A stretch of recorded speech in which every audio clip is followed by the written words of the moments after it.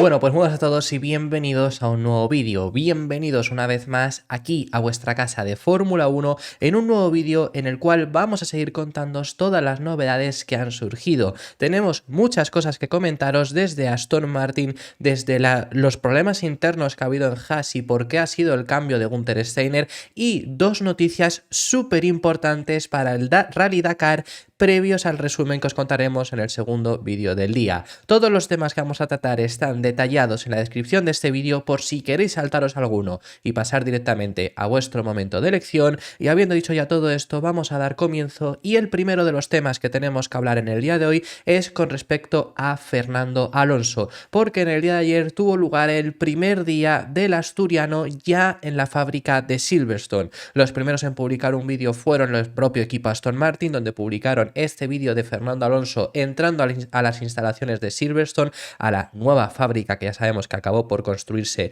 durante la pasada temporada. El año pasado la primera vez que entró por la puerta de la fábrica de Silverstone no era esta, porque ahora ha acabado de construirse, y se saluda, pues si os lo preguntáis, con quien ha sido su ingeniero de carreras, la persona que está siempre en comunicación con el asturiano por radio. Es con quien se saluda en la puerta de la fábrica de Aston Martin. Además de todo eso, más tarde, al final del día, porque fue por la noche, Fernando Alonso también publicó una fotografía saliendo del día, además saliendo de la fábrica de Silverstone, además de anteriormente haber publicado una foto en el simulador. Ha estado probando ya ese AMR24. No es la primera vez que lo prueba, sí es la primera vez que lo prueba este año. Así que veremos qué tal va las sensaciones, si puede salir alguna, si podemos tener algo de información sobre sensaciones con ese AMR24. Además, contaros la noticia de que vamos a ver por primera vez este año al Aston Martin y al Mercedes en un test en Jerez, muy similar a lo que ocurrió la pasada temporada, porque esto ya ocurrió, como digo, el año anterior, donde en el circuito de Jerez pudimos ver tanto a Fernando Alonso utilizando el AMR22, o sea, es decir, tienen que utilizar el coche anterior, al igual que también vimos a los dos pilotos de Mercedes en el circuito de Jerez haciendo pruebas con Pirelli. Exactamente igual va a ocurrir este mismo año, los días 6 y 7 de febrero, previos a que tengan lugar las presentaciones de ambos equipos. En el caso de los dos pilotos, en el caso de los dos equipos, utilizarán el monoplaza del año anterior. Es decir, Fernando Alonso estará probando el AMR23, tanto Hamilton como Russell, que van a estar disponibles en ese test para Pirelli, utilizarán el W14. Esto es normal y simplemente se llevará a cabo una prueba para neumáticos de lluvia. No son los únicos equipos que lo van a realizar, es más, sería normal que previa a la temporada veamos algunos otros incluso de los que ya se conocen, porque se sabe este de Mercedes y de Aston Martin conjunto en el circuito de Jerez, y también se conoce que Ferrari llevará a cabo entre el 29 y el 30 de enero test en mojado en el circuito de Barcelona-Cataluña. Los dos pilotos de Ferrari estarán ahí, tanto Sainz como Leclerc. Los dos pilotos de Aston Martin teóricamente también estarán, seguro Alonso y teóricamente también Lance Stroll, y quizá incluso más sorprendente, los dos pilotos de Mercedes, porque Russell va a estar, pero también va a estar Hamilton, que bueno, ya os contamos en el canal en su día que Hamilton ha admitido que alguna ocasión decía que estaba malo para no acudir a este tipo de test, ya extrañó el año pasado porque sí que acudió, y este año teóricamente también está dicho que va a acudir. También, para recordároslo, el año pasado, cuando tuvo lugar estos tests, es cuando algunos aficionados se acercaron a los tests de Jerez, que escuchaban el ruido de los coches únicamente, y salió esta curiosa imagen, ¿no?, de huele al tercero. Bueno, pues es lo que ocurrirá este año también, exactamente similar, lo único que, como igual que pasó ese año, se utilizará el coche del año anterior. Bueno, tenemos que pasar ya a hablaros acerca de toda la intrahistoria que ha ocurrido dentro del equipo Haas. En el día de ayer, a la hora exacta a la que se publicó el segundo vídeo del día, por lo cual era imposible contároslo, se anunció, esto es debido a porque es horario estadounidense, era mañana en Estados Unidos, pero aquí ya era por la tarde, la hora a la que solemos publicarlos, y nos lo pudimos contar más adelante. Pero se anunció que Günther Steiner deja el equipo Haas. La verdad que, pues, una noticia muy inesperada realmente, porque Haas está en la Fórmula 1 por Günther Steiner. Es lo curioso, ¿no? Al final Günther Steiner fue quien presionó muchísimo allí en Haas para introducirse en la Fórmula 1. Así que bueno, pero es una decisión que podía acabar ocurriendo. En su lugar le sustituye Ayao Komatsu, que bueno, ahora os contaremos un poco quién es Ayao Komatsu. Más allá de ahí, acerca de esa noticia impactante que se ocurre además en el mismo día en el que se anunció la salida de Simone Resta, la destitución, director técnico, ya aquí vemos ahí con Simone Resta había ciertas especulaciones, si quizá era porque estaba buscando marcharse a otro equipo o por qué motivo. Ahora puede ser que realmente no, que ninguno de los dos sea porque estén buscando otro equipo, sea que Günther Steiner no continuaba y Simone Resta pues se lo hayan cargado, por así decirlo, porque Ayao Komatsu vaya a querer poner a su propio director técnico. Veremos qué es lo que ocurre en ese sentido y qué ocurre con Simone Resta, que yo creo que Resta es una persona muy capaz en Fórmula 1. Veremos si acaba llegando a otro equipo. Ahora os contamos toda la intrahistoria y detalles que tenéis que saber, pero antes de ello comentaros que los dos pilotos de Haas, tanto Hülkenberg como Magnussen, le han deseado pues mucha suerte en el futuro. Especialmente los dos es muy relevante porque los dos pilotos, sobre todo Magnussen, además a Magnussen lo tuvo en una etapa anterior, dejó de contar con él y le llamó a él en 2022. Luego en el caso de Hülkenberg además llevaba 3 años fuera de la Fórmula 1 también y fue Günther Steiner quien le llamó para regresar a la categoría, por lo que estaban bastante agradecidos. Yo creo que sobre todo especialmente Günther Steiner debía de destacar, más allá de lo que vimos alguna ocasión en Drive to Survive, ¿no? De pues pegar puñetazos a la puerta, por ejemplo, cosas así. Bueno, más allá de eso y de gritar y demás, que eso lo hemos visto, yo creo que sobre todo lo que destacaría de él es gestión de equipo, porque se ve que los dos le tenían bastante aprecio. En el caso del alemán, Hülkenberg dice: gracias Günther por tu confianza, amistad y la oportunidad de volver a correr en Fórmula 1. Eres un personaje, eso le llega a dedicar Nico Hülkenberg. Y luego por Magnussen es un post algo más detallado, más extenso, que dice: gracias Günther, gracias por llevarme a este viaje en 2017 y gracias por incorporarme nuevamente en 2022.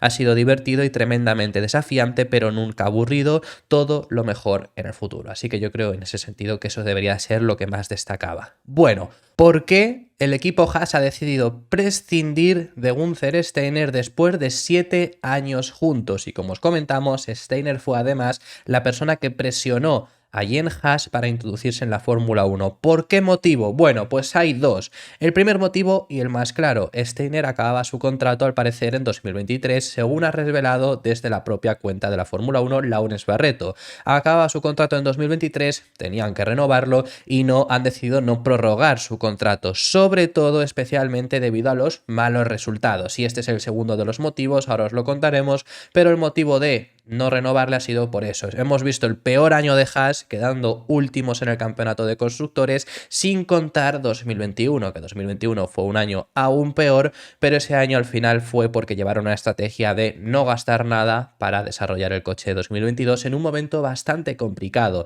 de Haas económicamente. Entonces ese año se excluye. Después de esta ha sido la peor temporada que ha tenido Haas en Fórmula 1 y por ese motivo es el segundo motivo por el que Jim Haas ha decidido tomar la decisión. Los resultados, que al final cree que algo había que cambiar después de estos malos resultados que hemos tenido. Hemos visto un año donde los pilotos se han quejado muchísimo del coche y no han conseguido progresar ni siquiera con las grandes mejoras que introdujeron en Estados Unidos. Cambiaron prácticamente todo lo posible del coche y aún así no fue efectivo. Entre ello, y que desde luego pues han sido los últimos en el campeonato, ha sido el motivo por el que Jim Haas detalla que cree que debe de cambiar algo y deciden cambiar a Günther Steiner. Quería dar el siguiente paso y además con este paso, cambiando a Günther Steiner, por ese motivo acercarse a la ingeniería. Por ese motivo ponen de jefe de equipo a un ingeniero, a alguien que lleva formando parte del equipo Haas además desde que se introdujeron en Fórmula 1 en 2016, que es el japonés Ayao Komatsu. Un ingeniero que además lleva 20 años en Fórmula 1. 2003 fue su primer año en la categoría junto a Honda, donde estuvo como ingeniero de neumáticos. Luego dio el paso a Renault como ingeniero de pista, ya de por sí estuvo siendo, por ejemplo, ingeniero de pista de Romain Grosjean o de Petrov. Luego, ya con el cambio de Renault a Lotus, se mantuvo como jefe de carreras, pasó a Haas para ser director de ingeniería de pista, donde se ha mantenido en Haas durante estos últimos años, hasta en el día de hoy ser el jefe del equipo. Así que esos son los motivos por los que echar a Günther Steiner y el motivo de ascender a Ayao Komatsu Daihatsu es al final acercarse a la ingeniería, ser un equipo quizá más técnico y que su jefe de equipo sea alguien muy cualificado. Ese es el motivo que da en este caso Gene Haas, así que veremos qué es lo que acaba ocurriendo ahora con el equipo estadounidense, que luego surge la duda de: ¿ha sido culpa de Gunther Steiner los malos resultados? Porque además he visto mucha gente muy afectada en redes sociales y demás hablando acerca de él. Que oye, es una noticia que yo no me esperaba, pero tampoco te digo que me afecte demasiado. Bueno, ¿es el culpable de todo esto? Que ha habido mucha gente debatiéndolo. No, en absoluto, y el propio Gene Haas ha dicho que no ha sido culpa de Gunther Steiner al final los malos resultados, pero que necesitaban tomar un nuevo camino. Las palabras del dueño del equipo Haas han sido las siguientes: se redujo todo al rendimiento, el cambio de Gunther Steiner. Aquí estamos en nuestro 8º año, más de 160 carreras y nunca hemos tenido un podio. Los 2 últimos años hemos sido 10º o 9º, y no estoy sentado aquí diciendo que sea culpa de Gunther, ni nada por el estilo, pero simplemente parece que este era el momento apropiado para hacer un cambio y probar una dirección diferente, porque no parece que continuar con lo que teníamos vaya a funcionar realmente. Y tiene sentido. Al final, en los últimos años no ha estado funcionando. ¿Es culpa de Steiner? No, como digo, no es culpa de Steiner. ¿Tiene buenas personal? Sí, y ahora vamos a leer otras palabras de Gene Haas donde habla un poco de que, bueno, tiene cierta incertidumbre por el hecho de que no entiende con el personal que tienen los resultados que están teniendo. Pues porque ha habido 9 equipos que lo han hecho mejor. Al final en Fórmula 1 todos son muy buenos. Lo único que es que no gana el bueno, porque el bueno son todos. Gana el diferente, gana el que se arriesga y gana el que llega a un nivel aún superior, y eso es complicado de hacer. Haas es un equipo donde además dispone de menos poder monetario. Gene Haas dice que no, que es que se acercan mucho al límite presupuestario, pero bueno, sabemos que disponen de mucho menos dinero porque al final no tienen el presupuesto que tiene Ferrari, que tiene Red Bull, que tiene Mercedes, pero tampoco tienen el de Aston Martin, McLaren o Alpine. Al final en ese sentido están en desventaja y es normal. Haas ha hecho maravillas durante muchísimos años, pero también con esas maravillas, ¿qué es lo que ha pasado? ¿Es problema de Gunther Steiner lo que voy a contar? No, pero al final sí que es una cosa que creo que Haas, si quiere llegar a algo más, debería de intentar cambiar, lo que es que es un equipo dependiente de Ferrari. ¿A qué me refiero con dependiente de Ferrari? Por ejemplo, Aston Martin y Williams hoy en día son dependientes de Mercedes, porque les otorga a Mercedes la caja de cambios y las suspensiones, después de, por supuesto, comprárselas, no es que se las dé gratis, pero se las compran y dependen de Mercedes de lo que hagan ese trabajo. Es un trabajo que no hace Aston Martin y que no hace Williams, y ya, dependiendo de lo que haga Mercedes, irás mejor o peor. Haas, en ese sentido, depende de Ferrari, pero va a un nivel superior. ¿Por qué? Porque no solo se detienen a comprar las suspensiones y las cajas de cambios, compran todos los componentes legales que se pueden, que son varios. Entonces, si Ferrari hace un buen trabajo, oye, 2018, por ejemplo, fue un muy buen año de Haas. Ferrari hizo un buen trabajo en aquel año, pues al final se supone que va a ser mejor y efectivamente. Si es el caso contrario, hay ya muchos aspectos en los que no depende de ti. Y es un problema, al final, eso. No digo que dejen de comprarles todos los que le compran hoy en día, pero quizás sí que deberían de hacer algunos componentes de esos, hacerlos ellos mismos también. Quizá, si no quieren estar en esta situación, porque si les sirve, pues al final les va a pasar esto, me refiero. Un año que Ferrari esté bien, van a ir mejor, por supuesto, porque va a acertar Ferrari y ellos van a tener mejores piezas. Si Ferrari está mal, ellos van a ir mal. ¿Qué equipo tenía problemas de degradación? Ferrari y Haas. ¿Cuál mayor aún? Pues Haas, porque es peor equipo aún incluso. Entonces Haas se ve incluso los problemas que tiene Ferrari pues más pronunciados. Así que bueno, eso por parte de Gunther Steiner. ¿Tiene la culpa? No, y tampoco se le echa a Gene Haas. Luego también, además, para finalizar en este sentido, el dueño del equipo Haas niega ciertos rumores que han surgido y que os intentaremos contar en el siguiente vídeo con respecto a una posible venta del equipo. Se ha hablado en las últimas horas acerca de se podría estar planteando Gene Haas en vender el equipo. Él por ahora lo niega, diciendo no entra en la Fórmula 1 para vender el equipo, lo hice porque quería correr. Gunther tenía la misma perspectiva y no estamos aquí para hacer caja, queremos correr y ser competitivos. Si miras a cualquier equipo, históricamente han tenido muchos años buenos y muchos años malos. Sobrevivir es una de las características de la mejora. Mientras puedas sobrevivir, mientras tengas otro año para demostrar tu valía, este es un gran cambio. Perder a Gunther se va a hacer que el equipo tenga que centrarse en otros aspectos, esperemos ser mejores. Así que esa es la explicación que da Gunther, que da Gene Haas a posible venta del equipo. Dice que no. Sobre esto os hablaremos en el siguiente vídeo más en detalle. Pero bueno, nos tenemos que ir ahora a las dunas de Arabia Saudí, nos tenemos que ir a lo que está siendo el Rally Dakar. En el día de hoy, cuando estéis viendo este vídeo, ya estará finalizada lo que se ha podido hacer de la etapa de 48 horas. Os vamos a explicar justamente qué es esta etapa y en el siguiente vídeo os contaremos el resumen a lo que haya sido con todo lo que podamos contaros, toda la historia desde dentro, ¿vale? Que por ahora, en el momento en el que se está grabando este vídeo, está a punto de finalizar. No ha finalizado todavía, me estoy fijando la hora por si acaso hubiese finalizado. No ha finalizado todavía, pero bueno, está cerca de finalizar. Os contaremos todos los detalles más adelante. Pero hay dos cosas que contaros y la primera de ellas, cómo funciona la etapa 48 horas que estamos viendo ahora mismo en el Rally Dakar, porque hay algunos que quizá no sabéis bien cómo está funcionando, de qué trata, así que os lo vamos a contar. La primera etapa del Rally Dakar de 48 horas ha dado comienzo hoy, ha dado fin también hoy, y mañana seguirá. Mañana sigue esta misma etapa, es decir, simplemente se ha parado porque no pueden seguir corriendo tanto tiempo, pero mañana por la mañana darán comienzo y es cuando da fin esta etapa que durará 48 horas. Esto es al final intentar llevar la carrera más dura del mundo aún más al extremo. En palabras del propio David Castera, que es el director del Dakar, cuando definió un poco qué era esta etapa, lo que dijo es que quiere al final contar una historia dentro de una historia. Ya el Dakar en sí, las 14 etapas que tiene, es una mega historia, pero quería llevarlo un poco más al extremo. Lo más importante a destacar es que el recorrido de motos y quads y coches y camiones es diferente. Esto nos deja imágenes muy diferentes a lo habitual, y es que las dos categorías, tanto motos como coches, han salido en el mismo momento, como estáis viendo en esta fotografía que estamos poniendo. Esto hace cosas diferentes especialmente para los coches. Normalmente los coches salen por detrás de las motos y tienen una cierta guía.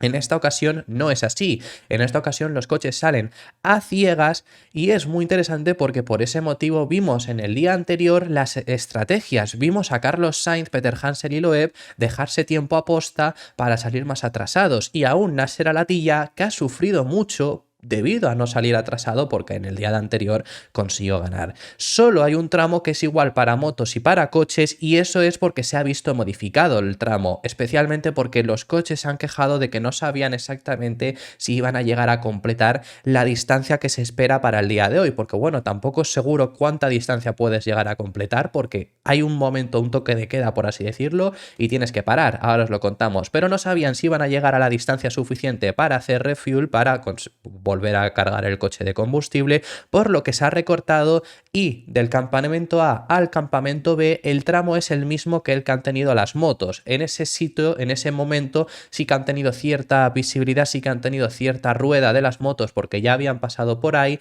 pero más allá de ahí van a ciegas y es algo muy diferente. Más allá de ese cambio, el resto se mantiene y el recorrido roza los 800 kilómetros divididos en los 2 días. Hoy, casi siendo 600 kilómetros, no alcanza los 600 debido al cambio de recorrido, pero se ha modificado y el resto al día siguiente. El resto al día siguiente hoy de máximo son esos casi 600 kilómetros, pero el que no llegue, porque hay gente que no va a llegar a esos 600 kilómetros antes de que el reloj marque las 2 de la tarde horario español o las 16 de la tarde horario Arabia Saudí, a esa hora todos se ven obligados a parar, estén donde estén, se tienen que dirigir al bivac más cercano y pasar ahí la noche. Entonces, ¿por qué recalco esto? Porque el que haya llegado a los 600 kilómetros, de lujo, mañana sales desde ahí y tienes lo que te quede. El que no, le queda el resto de etapa hasta llegar a esos casi 800 kilómetros que tenemos de etapa.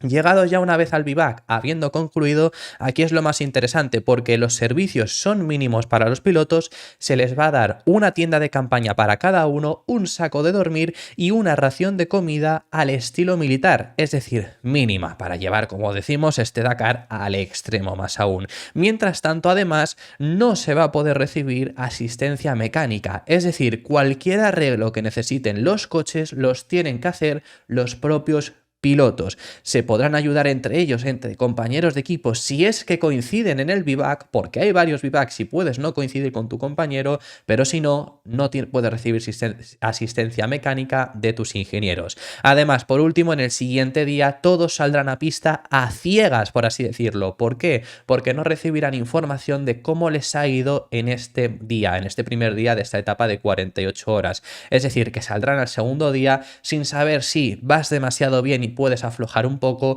o si de lo contrario necesitas apretar porque has fallado mucho en el primer día. Como decimos, es llevar el Rally Dakar más al extremo. Me parece que es una buena medida, me parece que puede ser una medida que repercuta mucho en el resto del Dakar porque ya ha repercutido además, ahora os lo vamos a contar, pero bueno, veremos qué tal sale. Es complicado seguirlo porque ya está siendo complicado seguir esta etapa por el crono, porque sí, vale, estás viendo un poco los tiempos, pero que es que no todos van a llegar al mismo punto.